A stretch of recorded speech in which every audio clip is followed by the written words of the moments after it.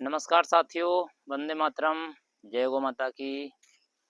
तो जैसा कि अभी हम आ चुके हैं अरहर के खेत में और अरहर को किस तरीके से हम लगाएं और किस तरीके से इसमें हम 2-3 फसलें एक साथ में लें, तो इस बारे में अभी हम आपको जानकारी देने वाले हैं। जैसा कि अरहर की जो हम फसल करते हैं तो अधिकांशतः किसान छिड़काव विधि से करता है इसकी खेती, और फिर वो अरहर की फसल करने के बाद उसके साथ में कोई सह फसल नहीं ले पाता है। और यदि अरहर को हम थोड़े दूसरे ढंग से करें तो हम अरहर के साथ में और भी अन्य क्या क्या फसलें ले सकते हैं, उनके बारे में हम आपको बताने वाले हैं। जैसा कि अभी हम आपको जैसे दिखा रहे हैं, आप देख सकते हैं यहाँ पे ये अरहर का पौधा यहाँ पे देख रहे होंगे लगा है। ये जो अरहर का पौधा है ये बहुवर्षीय है, लगभग एक बार लगाने पर ये 5 साल चलता है। और आप देख रहे होंगे इसी लाइन में ये पूरे अरहर के पौधे आपको चारों तरफ दिख रहे होंगे। थोड़ा नीचे करके दिखाइएगा सभी जगह। जैसे अभी आप ये चारों तरफ देखेंगे, ये अरहर के पौधे जैसे कि ये लगे हुए हैं ऐसे। ये अरहर का पौधा लगभग लगभग 6x6 की दूरी पर लगा है। अरहर से अरहर के पौधे की दूरी 6 फीट है, और जो चौड़ाई की बात करें बेड से बेड की दूरी भी 6 फुट ही इसमें रखी गई है। तो और साथ में जैसे कि आप देख रहे हैं अरहर का पौधा ऊपर चल रहा है, उसमें के हमने जो नीचे अपना ग्राउंड फ्लोर है उस पर आप देख रहे होंगे ये छोटे छोटे पौधे निकल रहे हैं चारों तरफ। आप देख सकते हैं ये चारों तरफ पौधे निकल रहे हैं। इस साइड आप देखेंगे यहाँ भी, ये आप थोड़ा दूर करके आराम से दिखाएं तो ये चारों तरफ पौधे निकल रहे हैं। तो इसका जो ग्राउंड फ्लोर है बेड का, तो इस पे हमने क्या है, कुछ बेडों पे हमने धनिया डाला हुआ है, और कुछ बेड पर हमने पालक डाली हुई है, और कुछ बेड पर हमने मेथी डाली हुई है। तो ये आप यहाँ पे आइए थोड़ा और आपको अभी हम दिखाते हैं। जैसे कि यहाँ इस साइड आप देखेंगे, ये अभी देखिए इस बेड पे मेथी डली हुई है। ये देखिए पूरे बेड बिल्कुल हरे दिख रहे होंगे, चारों हरे भरे, तीनों बेड हरे भरे दिख रहे हैं। तो ये अरहर के साथ में एक मेथी की भी हमारी फसल चल रही है। अरहर हमारी ऊपर जा रही है और इसके नीचे आराम से मेथी की खेती भी हो रही है। और इसके साथ में देखिए एक फसल हम और क्या ले रहे हैं, उसके बारे में आपको अभी हम बताते हैं। जैसा कि अभी आप आएंगे हमारे साथ में, तो यहाँ पे आप देखेंगे ये अभी हमने जो प्याज की गंठी होती है, तो ये अभी हमने जून माह में लगा दी थी, और ये अभी ये प्याज को हमने बीज के रूप में लगाया हुआ है। यहाँ पे ये बेड पे ऊपर अरहर हमारी निकल जाएगी और नीचे आराम से हमारी प्याज की गंठी बीज का रूप ले लेगी। धीरे धीरे ये पौधा बड़ा होगा और बाद में ये बीज बन जाएगा। तो इस बेड पे आप चारों तरफ देखेंगे हमारा ये चल रहा है। और अभी आप ये बीच में आप देख रहे हैं ये सेम का एक पौधा आ गया है, आगे भी सेम के पौधे हैं। तो इसके बीच में अभी हम बांस लगाएंगे, बम्बू, और उस पर तार लगाकर ये सेम उसके ऊपर ले जाएंगे। तो जैसे कि एक हमारी इसमें फसल हो गई धनिया या पालक, कोई सी भी एक फसल मान लीजिए। दूसरी फसल हमारी अरहर की हो गई है, और तीसरी फसल इसकी इसमें हमारी सेम की चलेगी, जिसको हम बम्बू लगा के तार से इसको सहारा देंगे। और चौथी इसमें एक फसल हम और लेंगे, उसको हम कह सकते हैं मोरिंगा लगा सकते हैं या पपीता लगा सकते हैं। जैसे कि अभी आप यहाँ पे देखें एक पुराना पौधा ये लगा हुआ है, पपीता का ये पुराना पौधा लगा हुआ है बेड के बिल्कुल पास में ही। तो ठीक इसी तरीके से हम इस पे हम लगभग 15x15 की दूरी पे पपीता का पौधा लगाएंगे। तो जैसे कि अब इनके बारे में हम बताते हैं किस तरीके से लगाना है। जैसे अरहर की हमें पहले नर्सरी डालनी है, नर्सरी में पौधा हमें किस तरीके से तैयार करना है वो हम अभी आपको चल के दिखाते हैं। हमने किस तरीके से नर्सरी में अरहर का पौधा तैयार किया हुआ है। जैसे कि ये अरहर हमारी पूरी लग चुकी है, पूरे खेत में चारों तरफ दिखाइए, दिख रहा होगा अरहर के पौधे खड़े हैं, है ना। और ये जो बैग पड़े हुए हैं यहाँ पे, इन बैग में ये अरहर की नर्सरी तैयार की थी, और कुछ पौधे बचे हुए हैं हमारे पास, तो वो पौधे हम आपको दिखाते हैं। यहाँ पे ये अरहर की हमने नर्सरी तैयार कर रखी है। ये देखिए, ये इस तरीके से हमने नर्सरी तैयार की है पहले। और नर्सरी तैयार करने के बाद इन्हीं पौधों को हमने 6x6 की दूरी पर हमने खेत में ट्रांसप्लांट करवा रखा है। तो जैसे कि अभी आपको ये बात समझ में आ रही होगी कि हमने एक ही खेत में लगभग 3 से 4 फसलें आराम से ले रखी हैं। यहाँ पे जैसे कि हमने अरहर भी लिया हुआ है, आप देखेंगे अरहर दिख रहा है। साथ में हमने कुछ बेड पे धनिया, कुछ पे पालक और कुछ पे मेथी ले रखी है। और हर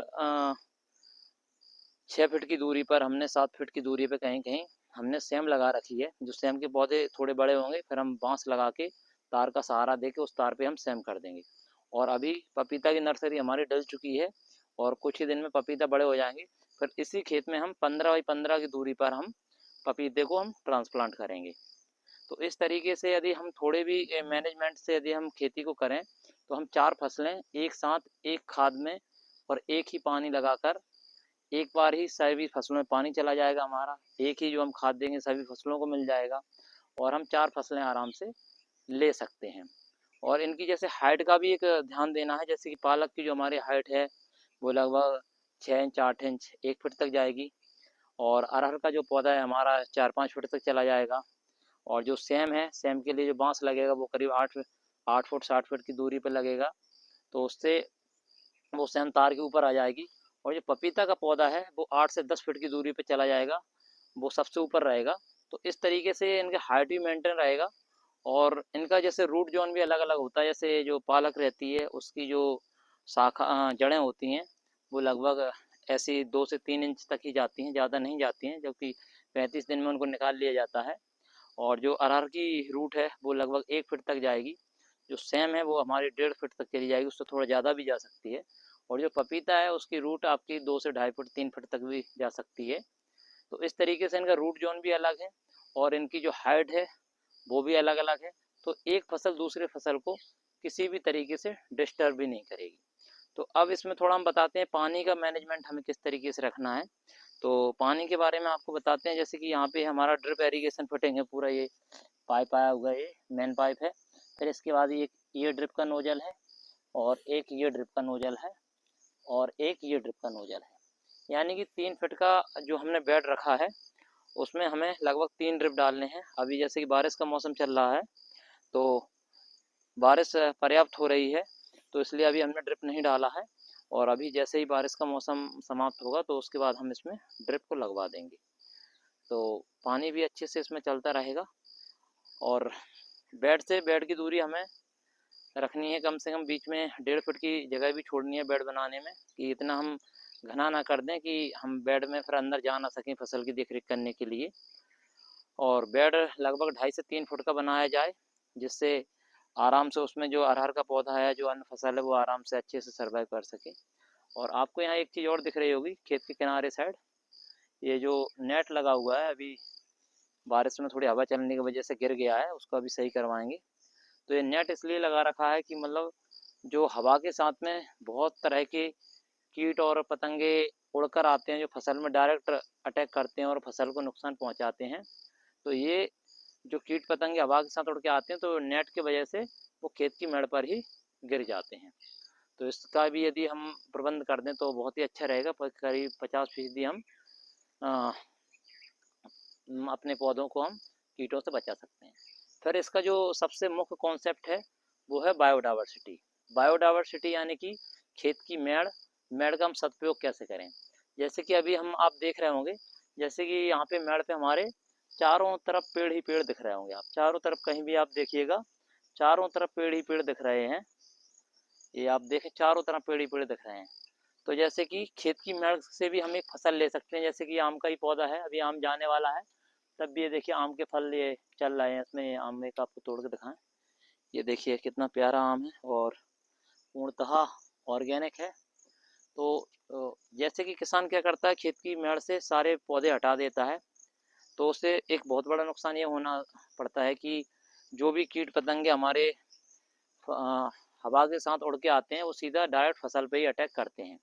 और यदि आपकी खेत की मेड़ पर पर्याप्त मात्रा में पौधे हैं तो उससे आपको लाभ क्या होगा कि जो भी कीट उड़ के आते हैं वो हवा के माध्यम से डायरेक्ट फसल पे ना आके खेत की मेड़ पर जो पौधे हैं उन्हीं से रुक जाएंगे काफ़ी हद तक। और वो पहले खेत की मेड़ के पौधों को ही अपना भोजन बनाएंगे।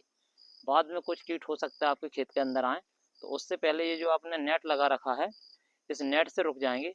हो सकता है 2-4-10% खेत के अंदर एंट्री कर सकते हैं, तो उन्हें हम फिर जैविक खादों के द्वारा खेत के पौधों को पावर देंगे और साथ ही साथ जैविक कीटनाशक बनाकर हम खेत के रोगों को नियंत्रण कर सकते हैं। तो यदि एक संयोजन तरीके से अच्छे तरीके से खेती की जाए तो खेती भी बहुत अच्छा कार्य है।